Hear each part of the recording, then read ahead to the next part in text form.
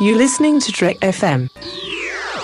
Want to join in the conversation and share your thoughts on this episode? Join the Babel Conference, our listeners' discussion group on Facebook. Just type BABEL into the Facebook search field, and we'll look forward to seeing you there. This is Steve Sansweet of Rancho Obi-Wan, and you're listening to the 602 Club.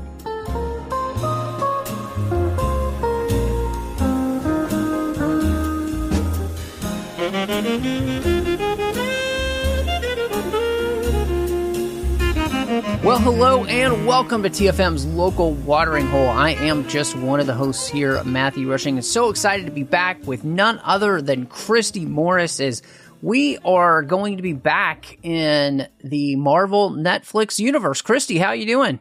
Good. I am so excited about what we are talking about this time because, you just can't get enough sometimes. And I don't know. It was weird having been so long since we've been in this universe. We took a break for a little bit, but yeah, I can't wait. Yeah.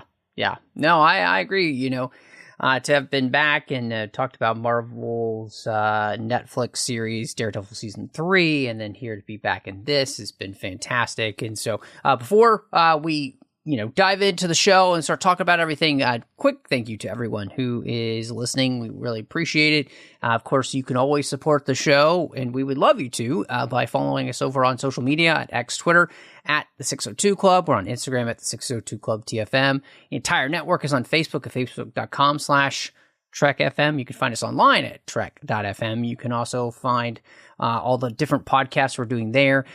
You can also give us a star rating review on Apple Podcasts or something like Spotify and really help the show grow. We really appreciate that. It does help people find us.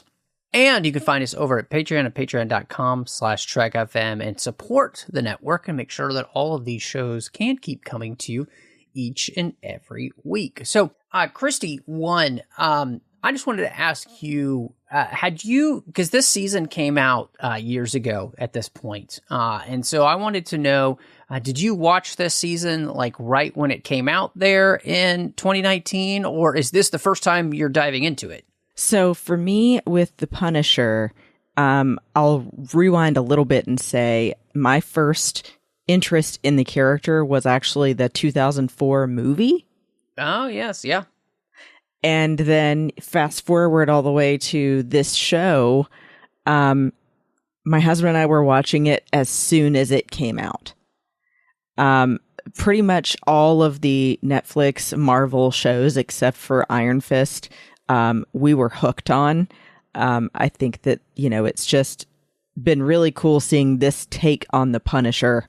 And then especially seeing this completely new person with John Bernthal playing him. Had no idea who the actor was until I saw The Punisher. And then you bring in somebody like Ben Barnes. I mean, come on. I'm just going to get it out of the way now. There's too much hotness in one show. That's very funny. I love it. It's interesting because most of the Marvel shows I saw when they dropped. And I think the only show at this point that I hadn't seen is Punisher Season 2, and I think it's Jessica Jones Season 3 I haven't seen. And not because there was nothing nefarious or anything like that. It was more just that was the point when it just felt like, we were dropping shows all the time, right? And it was very difficult to just kind of keep up with everything that was coming out. And now it's even more difficult. And so if you miss something, and especially I think, we've talked about this many times, but, if you miss a Netflix show when it first dropped, it just gets lost, right? You forget that it even exists because it's like they would drop all 13 episodes at one point, and then it's like, well, you watch them or you don't. And if you forget, you're kind of like, in some ways, screwed because there's going to be something else that comes out with all the episodes dropping at the same time. And so, I just, it just fell through the cracks for me. And I really had enjoyed season 1 of Punisher. So again, it wasn't because I didn't want to see it. I just kind of forgot that it came out. And then with all the other stuff we cover here at the 602 Club, especially at that point and all, it just kind of got lost in the shuffle. And so it was definitely interesting coming back into this because I haven't seen, the original season since it came out, which was 2017. So that's a long time ago at this point. And, this season kind of really picks up in many ways where the last season left off. And what I found most interesting, Christy, is that we really start this season in a way where Frank finds himself in a position that he could almost be happy again. Mm-hmm. Like, we set up this experience, with meeting this woman at the bar who works there, Beth, played by Alexa Davalos. I knew her from The Man in the High Castle. She's fantastic. Like, they have a great chemistry there and connection and all. And so I wanted to ask you about that, just kind of like the way this season starts off and in a way where it's like, the Punisher has, as a character, one of the reasons we love him is because, he is very black and white, and he is willing to punish those who do wrong to the nth degree. And so how did you feel about just kind of setting him in this spot and then, kind of knowing, okay, well, this can't last because it's called the Punisher, not the Homemaker. Right. That's a good point. I thought that it was a great beginning because I think that any fan of the character, you ultimately want him to be able to find some peace and happiness again. But also I think something that always made him so lovable was his undying love for his wife. And so I also think that he can't necessarily ever have a significant other because of losing her too soon and only ever wanting to be with her again. So I feel like ultimately, even if he and Beth had been able to have their future together, would he have been satisfied? Or would he have felt like, I'm betraying my wife? I mean, that is a great question. And, I think what makes it so interesting on top of that is that, she has a young son. And so there's this whole, it's almost as if there's this view of life in which, Frank could see himself making himself at home here, getting involved with Beth, becoming a surrogate father for this young boy. And yet I think that what makes that interesting then is that it's that very same like feeling that we have that we could see Frank possibly doing this, that leads him to not be able to help himself, when he sees this young teenage girl in trouble here at the beginning of the season in episode 1. And that snowballs into everything else that happens this season in many ways, and kind of sets him off on this arc. And so what I found fascinating about, just the character journey for him then is that we don't actually leave this thought process of whether or not Frank will ever care about people or not. But the main question for him as a character is not whether he's going to care about people. What he does because he does care about people. Yes. But he doesn't believe that he could ever be with anybody else. And it's really because who he is as a person now puts everybody in danger. And he won't allow what happened to his wife and his child to happen again to somebody else because of him in that same way, which I found really fascinating. Yeah. I mean, it's like you said in the beginning, he's always had this code, and now it's even more heightened and is his primary sense of purpose, that he ultimately has to do exactly that, of preventing this from happening to anyone else. but especially the most vulnerable, which are children and women. And so I like that they do also still keep that as the card, playing card for his personality. And then later on, like we see, him struggle with this idea unraveling of who he thinks he is. When Billy sets him up to think that he's killed 3 women and didn't intend to, and he's telling Karen, but I still did it, even if I didn't intend to, and that destroys who I thought I was.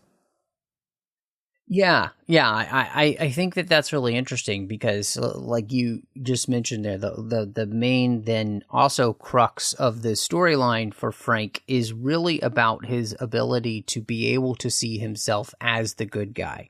Mm-hmm. That, by putting down these threats permanently, that he is the good guy, that he is the guy who is doing the thing that nobody else will do. So he will take that on himself, and he'll do it, even though he might not necessarily love the idea of doing it, but he'll take that on himself and almost kind of the damnation that comes with it, right? Which is really interesting because, as we're recording this, John Mills and I are doing a rewatch of season 1 of Andor. And of course, in that season, that's the character of Luthen, right? Like, he's willing, he has a whole speech about how he's willing to basically destroy who he is morally and everything else to do what he knows is right for the galaxy to make sure that others are free, which, and in some ways, that's kind of the character of Frank. And yet, at the same time, he is able to hold on to this idea that he actually is the good guy. And so, like you said, when Billy does this thing where it leaves Frank feeling like that he was the bad guy, that he had basically finally crossed that line, that's a really fascinating thing for then the character to go through, and to come out the other side, which I wanted to ask you too, because honestly, because this is a TV show, there's too many intricate details we could talk about it about every single episode, but I think the overarching arcs are what make this the most interesting. And so then where Frank ends up in the end, where he's truly is, I guess, he's embracing the idea that he is the Punisher. That's who he is. And, we see him going after these different gangs. Mm-hmm.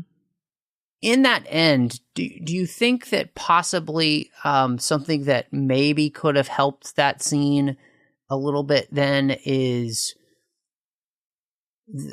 seeing him have a bunch of like research or something all over the tables or something in wherever he's living, and then that moment of showing up so that we get this sense like he really is truly researching who he's going after, but also even just his plan about how he's going after these people, so that we get the sense that he truly has like, I'm going to try and make sure that what I thought happened in that warehouse scene with Billy doesn't actually ever happen in my life. Mm-hmm.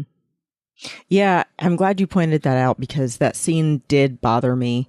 I think that there is not enough evidence to show that Frank realizes they are committing, terrible acts and deserve to be punished, in his opinion. It comes across the way that it's shown as these are just guys in an argument that happen to have guns, and Frank shows up and shoots them all. So I do think you need something informing the viewer, hey, these are still bad guys that did a bad thing and deserve what they get.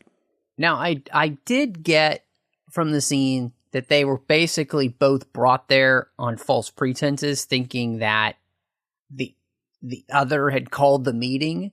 Sure. And, my understanding then is, Frank really called this meeting, and he's pulled them together into this space where he can take them all out safely. But I I mean, and all that's implied in the sequence, right? But it just seemed like to me, because of the immense trauma that Frank is put through, thinking that he was in any way responsible for what happened to those women, this just felt like the moment to really, pointedly say to the audience, okay, yes, Frank is embracing being the Punisher, but he's doing it in a way that isn't as haphazard and just kind of guns a-blazing, as he has been before. He's being more calculating in the way in which he sets up these takedowns, which again I think is implied, but I just wish had been a little bit more overt in its implication. Yes, because of the character. Yeah, I agree. And I think, too, it doesn't help that the characters that he's shooting down look younger. It comes across almost like, well, Frank would never shoot kids. And then you feel like this kind of feels like that. And he's coming in literally guns a-blazing. So, yeah, I think it could have been set up a little better overtly to make sure that, you get where he's coming from and why he's doing this, and that it's consistent with his character. Yeah. And I mean, again, I really think, one of the plot points for the character himself is just this lesson of, even if he's going to continue in this and have the feeling for himself that, yes, I am still the good guy in this, well, you want to make sure that you don't end up in a spot where you were put with Billy, where you were not being careful, and in some ways you didn't even care if you were being careful, and it put you in a situation that then compromised who you were in a way that you would never have wanted to compromise previously. And so, that's just a minor thing there, but. A slightly more major thing I have to ask you, I remember, when talking about the season of Daredevil, season 2, and one of the interesting things about that season is that season has very two distinct feelings to it. There's the first half of the season that has the Punisher in it, which is brilliant. And then the second half of that season really devotes itself to, Matt and Elektra. And that side of the season doesn't really work very well. And so I wanted to ask you about this season of the show. I think we both agree first season is just absolutely phenomenal. Of the Punisher?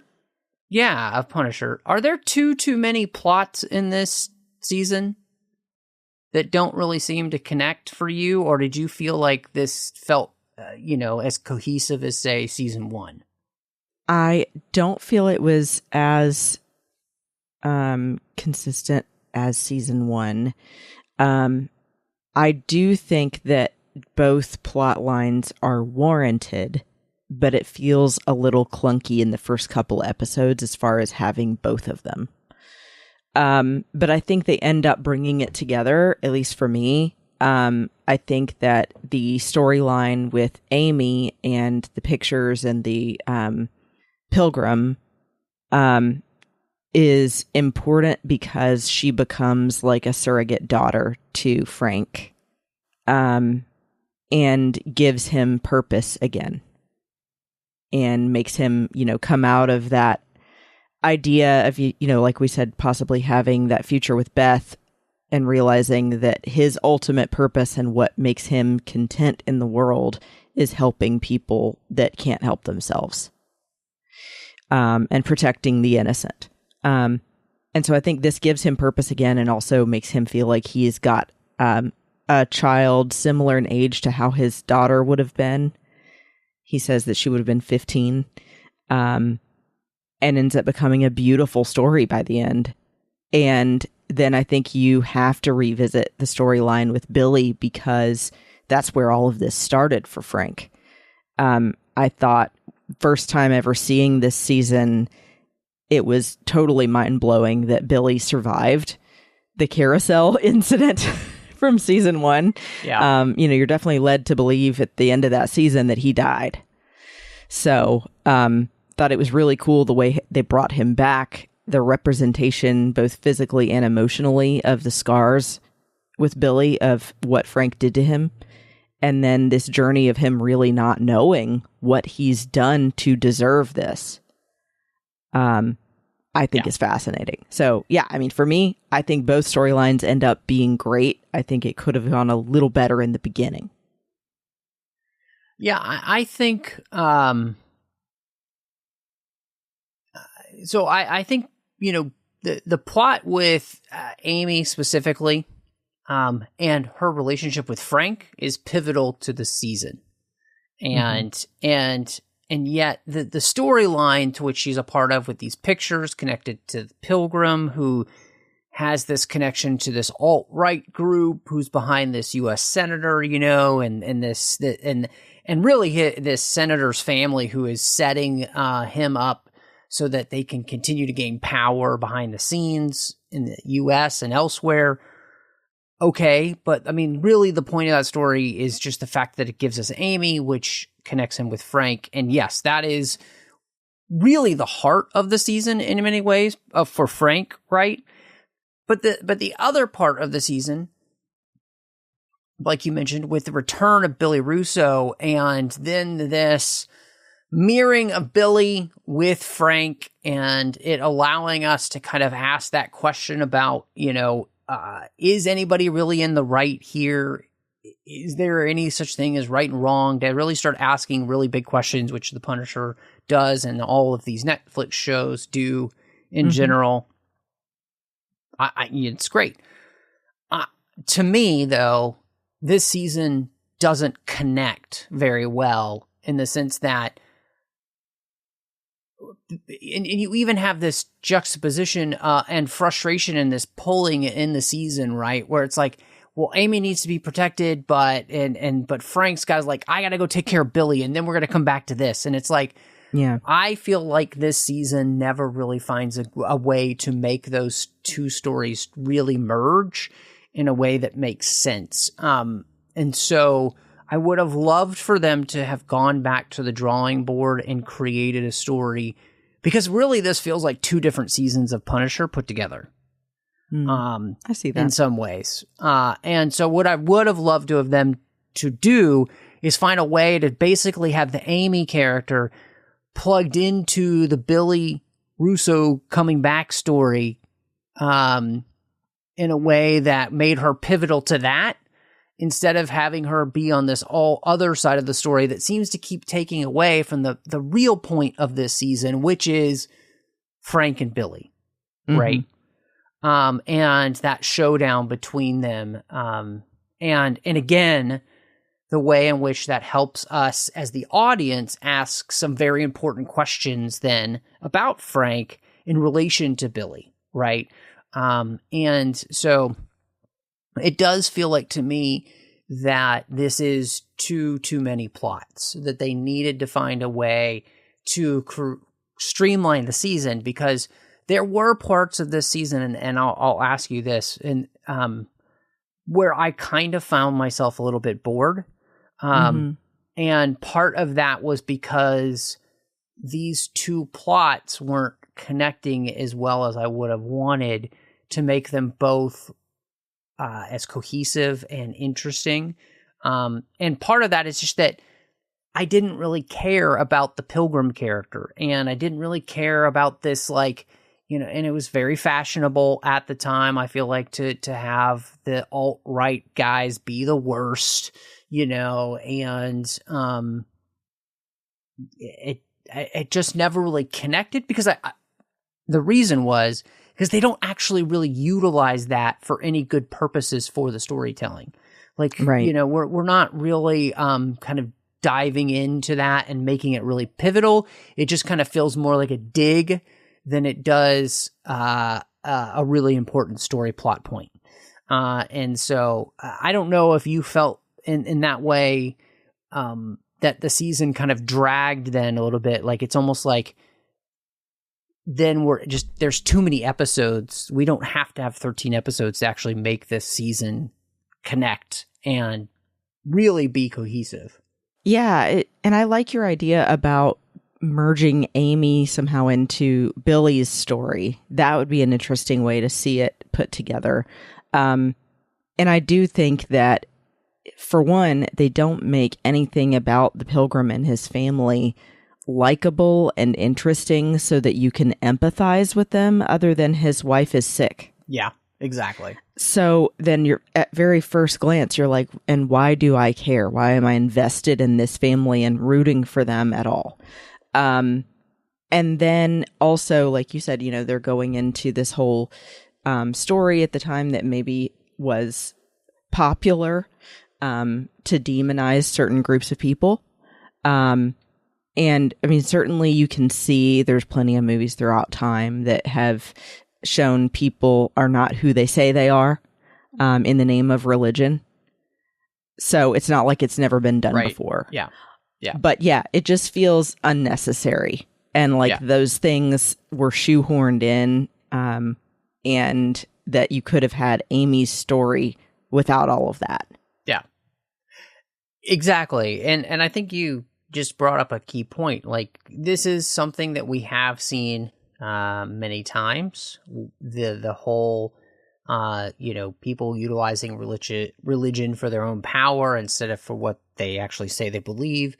But again, everything is such a caricature and so clear, so kind of there's just an opaqueness to that whole story. There's no real definition to it, and none of it really.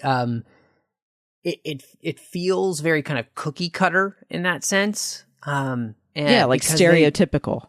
There's no depth to it. We're not bringing any depth to it, and that's partly because we really are spending much more of the time in this season devoted to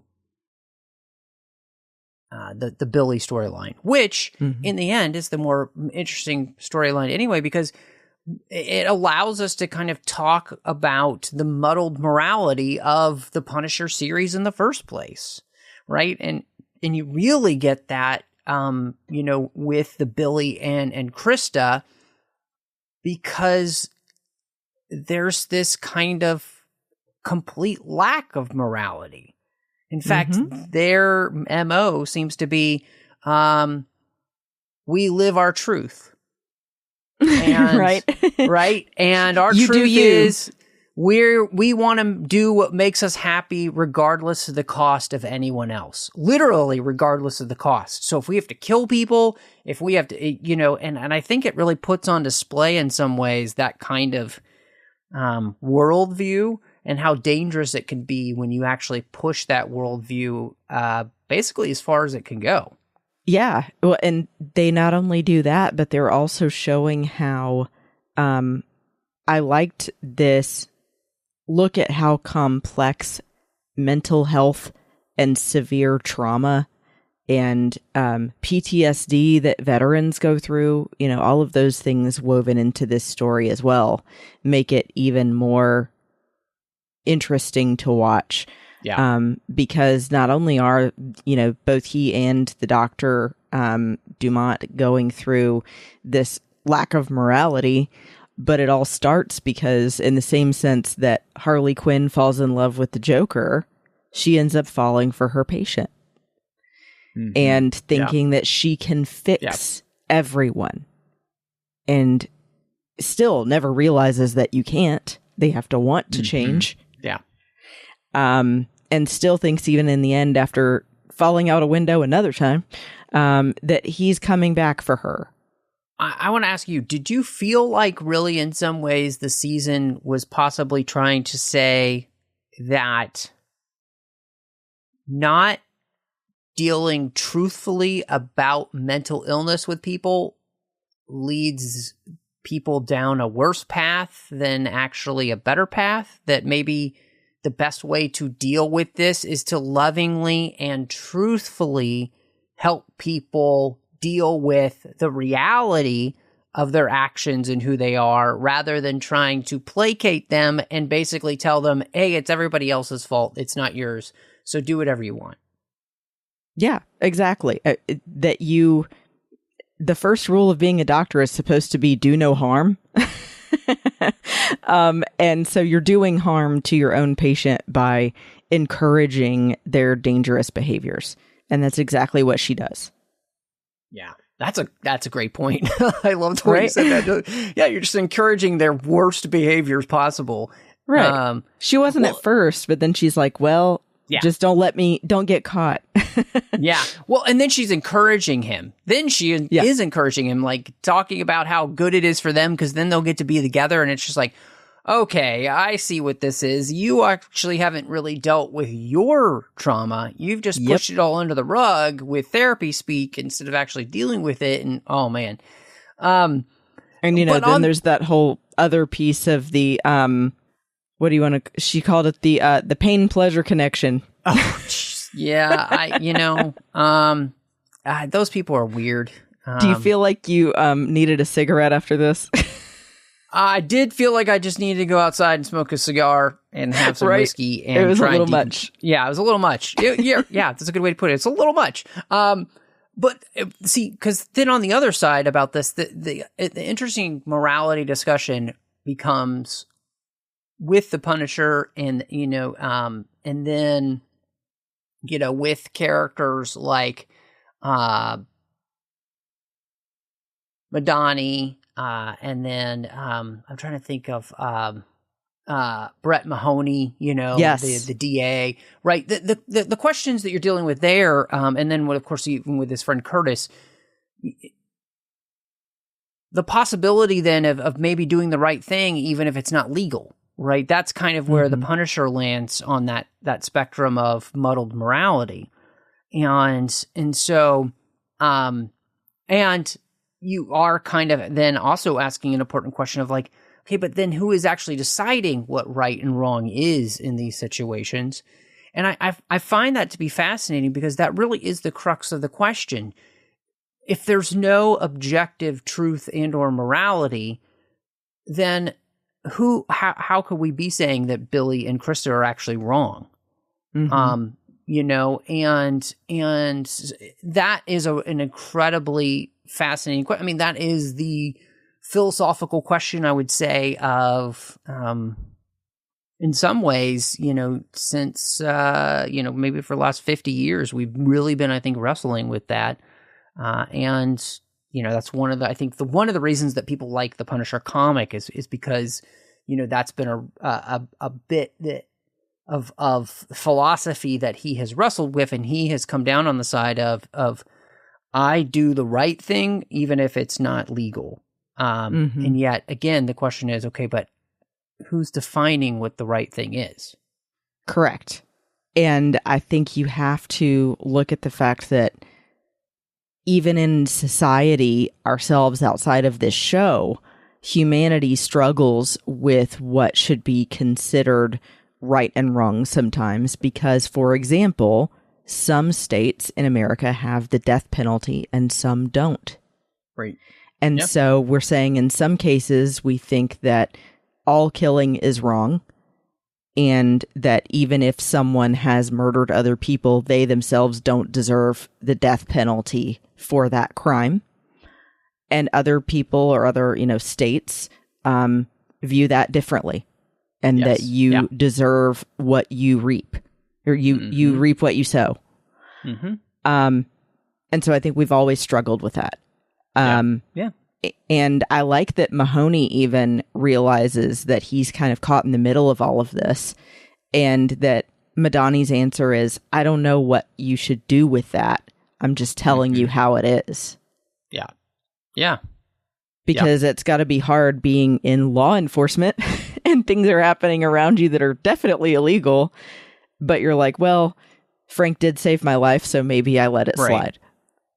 Well, and this is a spot where, I think it's fascinating to me because I think in some ways the Netflix Marvel series are asking questions more akin to the Zack Snyder universe of DC, right? These big philosophical, deep questions of, really it's like with all these vigilantes running around, like, are they wrong? Are they right? How does this all fit in? If they're taking the law into their own hands, all of this stuff, those are the deep philosophical questions that the Zack Snyder universe was really trying to ask, when it came to this idea of their superheroes. And I think, that's one of the things that we are both enjoying, as we've talked through some of these Netflix Marvel shows that we've gone back into them, is that we're actually diving deep into the questions that these characters pose in the world they live in. Because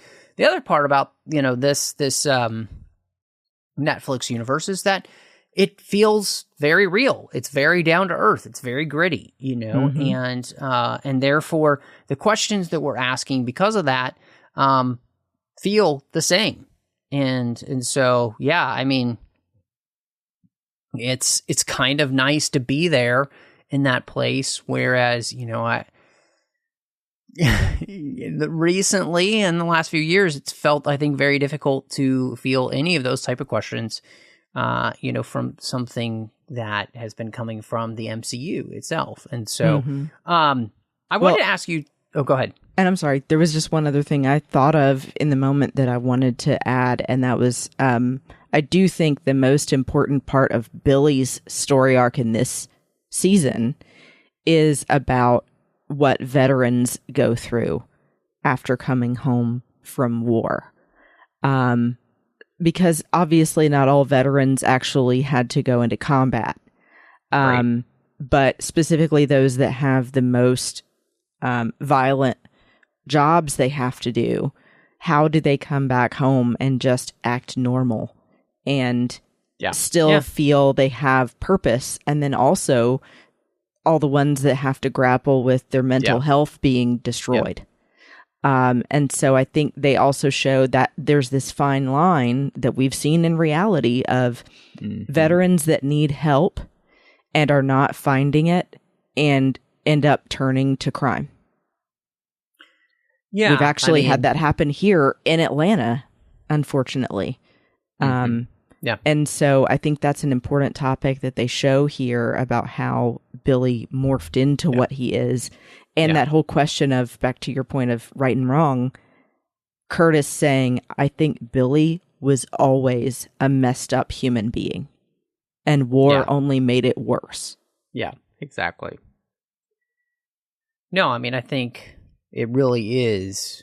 That is a great question. And it does, as a storyline, it is something that it is really pinpointing and saying. And what I love about that is that they don't utilize that to excuse any of his behavior whatsoever, because in the end, too, he continues to make the bad choices, even though he has every opportunity to make the right choice. And that's what I think it makes that part of the storytelling here so well done. And I really appreciate, because it is not, those two things are not mutually exclusive, right? It can be a both and that is an important thing for us to remember in our lives, is that things can happen to us, which can have the possibility in our lives of making certain pathways more attractive to us. But in the end, we all still make our own decisions, and we are responsible for those decisions. So, no, that's a great point, Christy. Well, I wanted to ask you, obviously we had some new cast members join us, but, we also have quite a few that just return from the previous season. And so what did you think of the cast here in this second season? And did you feel like it was just as good as, what we saw there in season one, or were there any sides where you're like, oh, I don't think that's as good? Or how did you feel just about all the casting choices they made? So I have to give a special shout out to the actor that plays Mahoney. I think it's Jason Royce. I think that in every season we've seen him in of all the Marvel Netflix shows, he truly proves his acting chops. And I think that he's a more complex character than people initially thought he would be. So I just really like him and think he does such a great job.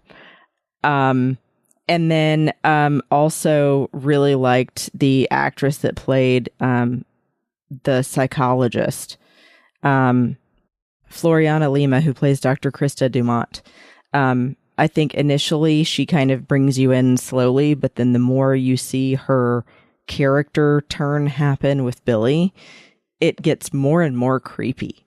She is just so good at measured responses and then going straight into attack mode with Madani. I was really impressed with her by the end of the season. Yeah, I agree. I think she really does a fantastic job of, like you said, there is such a veneer or a facade, right, of her that slowly fades away throughout the season. You know, it's like throughout the entire season, it's like she's slowly lowering the mask, and what it reveals is this really dark heart.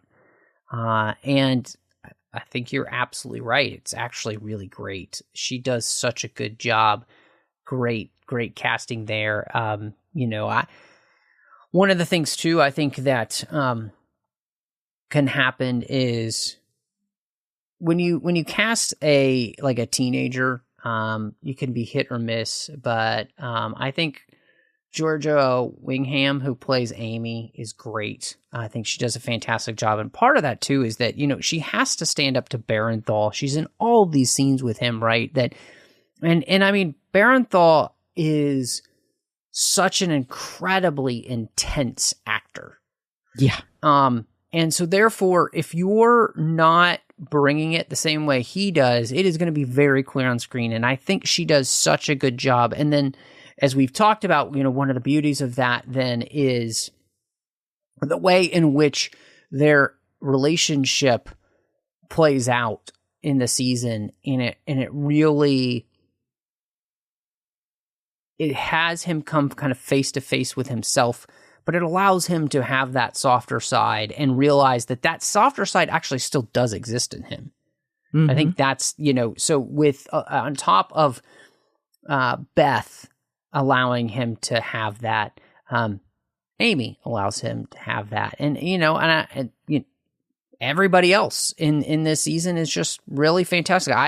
There isn't anybody I didn't feel like wasn't bringing it this season, acting wise, and that's a real plus on a show like this because you really need it. And so, I did want to ask you just kind of about, because it's the Punisher, it's really known for the action. It's known for the violence, of course, and everything. And so with this show specifically in this season, how did you feel like they handled that? Was it ever over the top for you? Did you feel like it was right where it needed to be? I have always liked that the Punisher, I think, is in this show, especially being consistent with what you expect of the character. It's going to be a little gross and uber violent sometimes, because that's his whole goal. I mean, he's here to make people pay for their sins, basically. And there are times that for me, it's difficult to watch. I'm thinking specifically of people digging bullets out of their skin. Yes. And then the brawling, especially I'm thinking of when the Pilgrim is trying to defend himself against all of his former guys in New York that he worked with. His face, I gotta give it to the hair and makeup people because they made it look disgusting. So I think that they really make all of the action look so real that it's painful. Yeah. And that means they're doing their job. Yeah, so, I agree. What did you think? No, I couldn't put it better, honestly. I think you kind of just really nailed the season and what they do with the violence and everything else. And so I think it works for the show. It's exactly what you would expect from the show. I don't really ever believe that it is over the top and or excessive in that sense, because that's what this show is. And so, I think they do it really well. I guess the last thing that I was kind of thinking of was, it is clear that Frank changes, and yet he doesn't go off with Amy at the end of the season, even though he could if he really wanted to. And how did you feel about that being the end? That part I actually really liked, because the thing I think ultimately about Frank is he wants what is best for her, and he realizes that his life is probably always going to be being the Punisher. And so he needs to keep her out of that and protected and able to actually grow up and have a life of her own that's not mixed up in all of this criminal stuff. And he says that so much, to her in their last conversation. So I think it's exactly the way that he would want it to go. Even though he's really going to miss her and felt so much like a pseudo father to her at this point, he knows that's what's best for her. Yeah, I agree with you. I think, one, it does make just sense for the character. And yet at the same time, there is a part of me, when I'm watching it and I'm just thinking to myself, I do wish that Frank could make a different choice. Yeah. Right. I wish that he could kind of let go of the Punisher and, just basically be Amy's dad. And part of that is that, as I watch this, I think to myself, where is she going to go? Who's going to take care of her? And all of those questions come to mind. And then I'm thinking, well, but, Frank could easily take care of her and already has been taking care of her. And so there is, I think, a real bittersweetness to this, that Frank can't allow himself basically to do that. Right. And when we talked about Billy, and the reality is that he has the ability to make another choice. He just refuses to do so. Mm-hmm. Frank has the ability to be different and make another choice, but he does refuse to do so. And I think that's what makes the character a bittersweet character then in the end. And that's, I think it's completely in line with the character and all. But at the same time, it leaves you on kind of a feeling, at the end of the season. Yeah. And so, Christy, I'm really interested. We've had a lot of good things here to say for the most part, I think, about this season and season 2 of The Punisher. And so, where do you end up with your ratings for season 2 of The Punisher? Yeah, I realized too, one thing I forgot to mention, I'll just add in really quick. I thought the music for both seasons was awesome, and wanted to give a shout out to the vibe that they bring to this show, especially in this season with the music, with having Shooter Jennings actually performing in the show. And then the intro and outro theme music for the show. I think it also lends that gritty feel. Yeah. It feels like stuff Frank would listen to. Yeah, I agree. So I just wanted to add that. But I think that, once again, I was really impressed with this show and wish it hadn't had gotten canceled. But there is going to be another special coming out that actually John Bernthal is helping write and direct. So looking forward to watching that. And wanted to say that I think, although there's a couple of little things I would tweak about this season, I give it a 4 out of 5 brass knuckles, because man, there are some times that it hurts to watch, but it's impressive and ultimately does ask all of those massive philosophical questions and leave you wanting more. So, although, like we said, there's a couple things that could be better, overall, it's got a lot to offer, and I would recommend it. Yeah. So this is a really interesting question, and I'll be honest, it was actually a really tough one for me to answer where I was going to land ratings wise. And I think that I'm going to end up with a 3.5 out of 5. And the big part of that is just because even though I can really appreciate the series and I can really just kind of appreciate what they're doing and where they're going and what they're trying to do and everything, I don't feel like this is as cohesive a season or as well put on a season as the first was. Very much in the same vein of the way I felt about Daredevil Season 2. Now, I don't think this is necessarily as egregious as like the Daredevil Season 2 was, where it truly felt like this demarcation line that the season just switched. It wasn't like that. It just didn't have the same type of cohesion that I wanted that the first season did. So, but all in all, I mean, sadly, this is still head and shoulders above anything that Marvel has been putting out television show wise recently. And so, I think it's, if you've never watched it, it's one of those things where it's definitely worth going back and checking out. So, but Christy, if people wanted to catch up with you and see, what else you've got going on these days, where would they find you? Yeah, you, of course, can find me on Instagram and X at BestBenBell. If you want to see what's going on with me, I probably should post a little more often, but it's usually either animal related or geek related. So find me there. And then I hope you'll check out a finished show I did with my friends Amanda and Teresa called Sabers and Spells over on the Skywalking Through Neverland Network.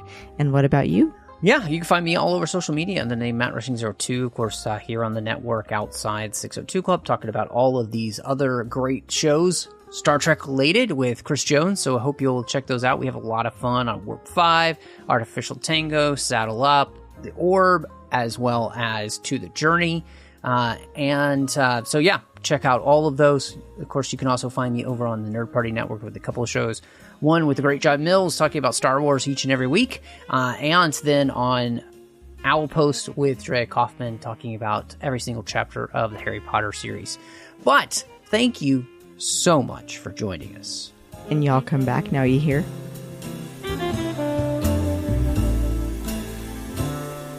Mm-hmm.